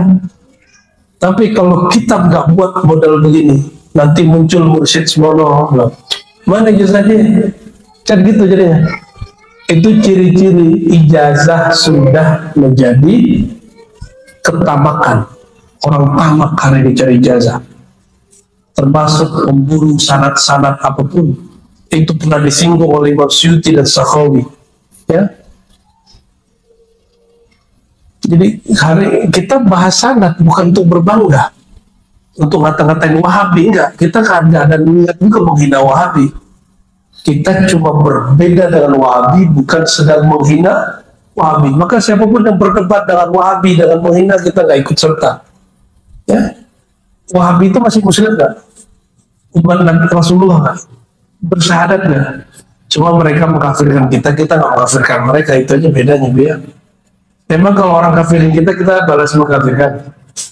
Perlu nggak mengkafirkan orang yang mengkafirkan kita? Nggak perlu. Idfa billati hiya ahsan. Ente tawasul dibilang kafir sama dia, kita nggak usah balas dia. Kita cukup katakan, ya Allah, sebagaimana Rasulullah SAW ke Taif. Dia datang ke Taif, beliau datang ke Taif lalu dilempar orang pakai kotoran dan kerikil, maka lemparan-lemparan kata-kata kufur, kata-kata tablis sesat, kata-kata syirik yang dilemparkan ke mereka, karena mereka juga tidak faham apa maksud kami, ya Allah. Gitu katakan, ya. Termasuk sesama aswaja yang ngomong begitu, kita cukup katakan begitu, ya. Nggak usah juga ente balas-balas menyesatkan mereka. Faman zahada biqalbihi fi hadhil wuzul fa huwa mutahaqqiq fi zuhudi. Jadi level 2 kalau versi imam ini zuhud imateri. Zuhud pertama materi, zuhud kedua imateri, itu jabatan, pujian, tuah. Tahu tuah nggak? Kemuliaan. Viral itu dunia kan? Ini ngaji karena ada di YouTube apa karena emang pengen ngaji? Sebab awalnya boleh YouTube, kan sama aja. Mau ada di YouTube nggak di YouTube, yang penting ilmu toh. Mau masyhur nggak masyhur, mau masyhur, yang penting ada ilmunya. Dan kata Ibnu Athaillah sekandari, setiap orang yang berilmu dia tidak mungkin mastur. Terus ente berkunjung ke wali di Banten, terus bilang saya pose dengan wali mastur, terus diposting masih mastur kan dia? Memosting wali yang mastur masih mastur ya? Aduh, aku kamu skill ya. Allahumma sholli ala Muhammad. Kalau ada wali dimasyhurkan dengan kemasturannya, itu orang viral karena mastur, itu bukan mastur lagi bro, ya. Berarti dia sudah masyhur. Nanti orang sowan, enak dong, bayangkan itu ini sowanin orang Didatangin Kapolda, datangin Presiden, datangin rasanya itu. Ya, itu hubbul jah. Ya, iqbalun nas ilaih. Orang menghadap ke dia. Itu budayanya luar biasa itu. Ketika ada orang sosok kedua yang juga disewani oleh pejabat-pejabat, mulai iri dia, boleh serang. Itu bukan wali, itu wali syaitan. Dia sangat tarekatnya nggak jelas. Emang jadi wali harus bertarekat dulu. Kan ada orang yang mengenal Allah nggak lewat tarekat, dia bajzu. Masih ingat ya? Jalur walayah itu ada yang jazbah, ada yang iradah jadi murid bertarekat sufi, ada yang malamatiyah. Bahkan ada jalur yang hanya Allah yang tahu. Jangan pernah sempitkan jalan kepada Allah. Ya, kata Imam Junaid, jalan ke Allah itu sebanyak nafas. Sebanyak nafas. 3 itu cuma untuk merumuskan biar gampang. Tarekat sufi udah 100-an, ya kalau 1000 kan berarti sisanya berapa gitu. Maka saya kalau ketemu orang, saya curiga jangan-jangan yang wali gitu. Loh ada kaidah tidak mengenal wali kecuali wali. Jangan-jangan ente belum wali. Alhamdulillah dia bilang gak wali sama orang. Yang pasti kita wali pula kita kan. Ini wali semua kan? Wali anak-anaknya. So wali itu ada wali am, wali umum. Setiap mukmin wali am. Ya, setiap mukmin wali am. Tapi yang kenal kepada Allah itu wali khas, wali yang khusus. Yang malaikat aja sowan sama dia, apalagi manusia. Maka itu ada salah satu abuya juga di sana yang sudah sini yang pantas tuh mereka dipanggil abuya. Kalau aneh karena diguru manggil abuya, dipanggil abuya lah sama orang. Itu berkhawat ke hutan, tempat khalwatnya diketahui orang gila, rame lagi, akhirnya balik lagi ke rumahnya. Ya, percuma katanya. Emang begitu. Yahya bin Mu'adz ar-Razi mengatakan nur kewalian itu dapat dicium oleh ahlinya, dapat dicium oleh ahlinya, oleh para sarjana-sarjana kuburan. Itu bisa tahu dia sarkup-sarkup itu pemburu wali dan kuburan. Mau di ujung Berung, ya, di ujung apa, di ujung Kulon, mau di Sumatera bagian mana, mau di Banten bagian mana, mau di Jawa Timur bagian mana, mau di Banjar, Latin Laut, itu orang tahu aja. Ya, oleh karenanya sebenarnya tidak ada yang betul-betul mastur, ya, betul nggak? Nggak ada yang betul-betul mastur. Makanya jangan juga berharap jadi mastur. Semuanya makhluk. Orang-orang yang terganggu ketika masyhur berarti zuhudnya belum oke. Kenapa diterganggu dengan babnya zahir? Kan Allah itu sudah sangat kuat.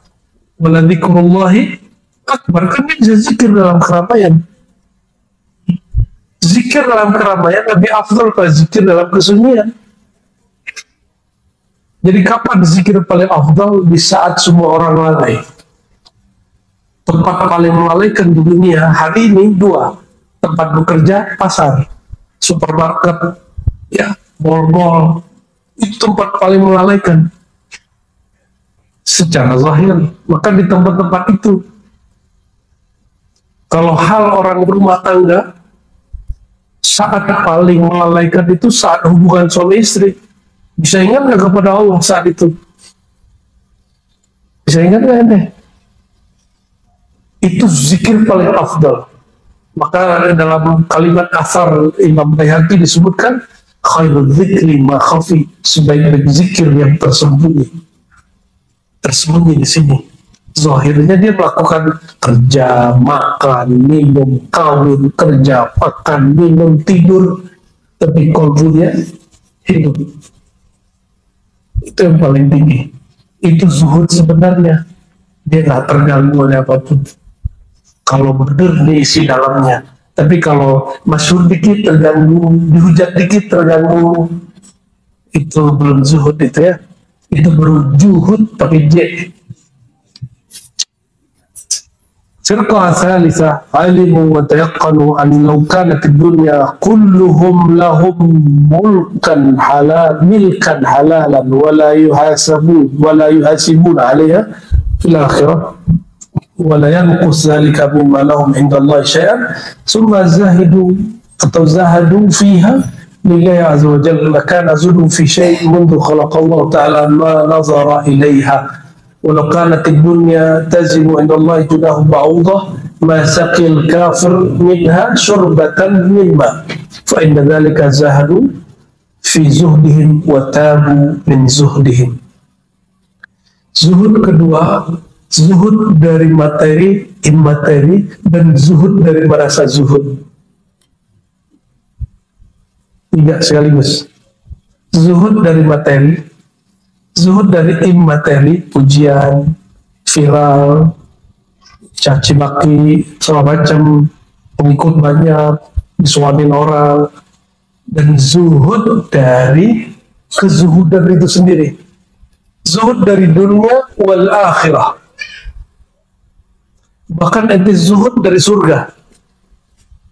Seandainya surga itu Allah bukan? Surga itu Allah. Surga itu makhluk Allah atau Allah? Kita menuju surga atau menuju Allah? Undangannya, undangan pertamanya ke Allah atau masuk surga? Irji'i ila rabbiki radiyatan mardiyah. Perhatiin, ini kan beda. Irji'i itu undangan pulang. Ente berhabis-habisnya pulang kepada Allah dengan ridha. Tapi giliran masuk ke hamba surga itu fasilitas. Fadkhuli fi ibadi wadkhuli jannati. Masuklah, bukan pulang. Ketika engkau kembali ke hadapanku, fasilitasmu berjamaah, berikhwan, innamal mu'minuna ikhwah. Maka orang bersaudara di dunia, nikmat surga didahulukan. Barulah wadkhuli jannati, masuklah surgaku. Jadi dibedakan nggak tujuan dengan fasilitas? Beda. Tujuan dengan reward. Kita nggak pernah baca ilahi al-jannatu maksudi. Ya Allah, surgalah maksudku. Enggak, kita nggak pernah ngomong gitu. Enggak. Bukan berarti kita gagah-gagahan, nggak minta surga. Karena di surgalah jumpa dengan Allah, maka meminta masuk surga bukan karena di surga etik kawin dengan 72 bidadari, bukan. Tapi karena di surga jumpa Rasulullah SAW dan dihantarkan jumpa kepada Allah, maka kita minta, ya Allah, inna nas'aluka ridhaka wal jannah. Maka meminta surga bukan karena si surganya, itulah zuhud. Itu zuhud paling tinggi. Tapi karena di surga ada perjumpaan dengan pemilik surga. Semoga kita semua diberi zuhud ini, ya, diperjumpakan dengan pemilik surga. Pemilik surga siapa? Oh, kuncinya dikasih ke siapa? Oh, jadi pemilik surga siapa? Ya, yang punya rumah ini, yang punya kuncinya. Pada hakikatnya milik Allah, tapi zahirnya nanti di surga yang punya surga siapa? Ente pilih bersamanya atau bersama surganya?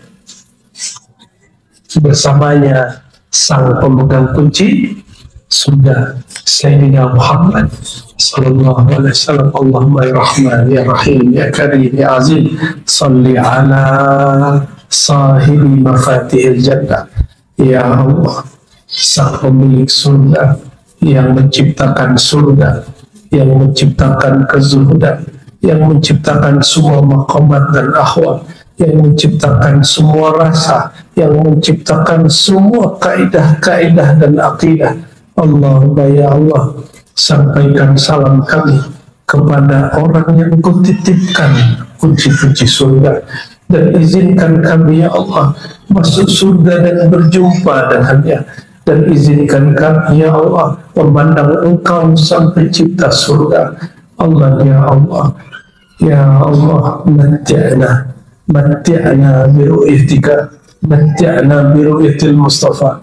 Ya Allah, jadikan kami orang mendapatkan kenikmatan dan memandang Engkau, dan memandang kekasih Engkau Sayyidina Ahmad, Sayyidina Muhammad. Allahumma zahid qulubana amma siwak. Ya Allah, tolong jadikan kalbu kami betul-betul zuhud, betul-betul tidak suka, tidak cinta, tidak berkait dengan selain Engkau. Apakah itu dunia, apakah itu akhirat, apakah itu materi ataupun non materi, apapun selain Engkau ya Allah, maka buanglah dari kalbu kami. Tapi ya Allah, ij'alna wasailal arzaq li awliyaika wa ibadik. Ya Allah, jadikan kami wasilah perantara yang menghantarkan rezeki-rezeki Engkau kepada hamba-hambamu, baik rezeki yang zahir ataupun rezeki yang batin. Allahumma yassir umurana. Ya Allah, semua kami punya masalah, masalah di rumahnya, masalah di tempat kerjanya, masalah dalam dirinya. Yassir ya Rabbana, yassir ya Rabbana, yassir ya Rabbana birahmatikal wasi'ah. Mudahkan semua urusan kami dengan keberkahan rahmat Engkau yang maha luas. Allahumma astur auratina bijamali sitrik.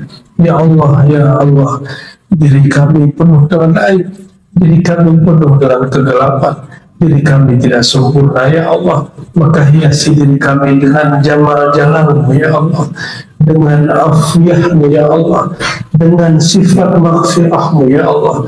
Amin ya rabbal alamin. Rabbana atina fid dunya hasanah wa fil akhirati hasanah wa qina adzabannar. ونسألك التوبة والاستقامة على شريعة الغراء وطريقة البيضاء بحق سيدنا محمد صلى الله عليه وسلم. أحينا على سنته وعبدنا في حبه صلى الله عليه وسلم، والحمد لله رب العالمين.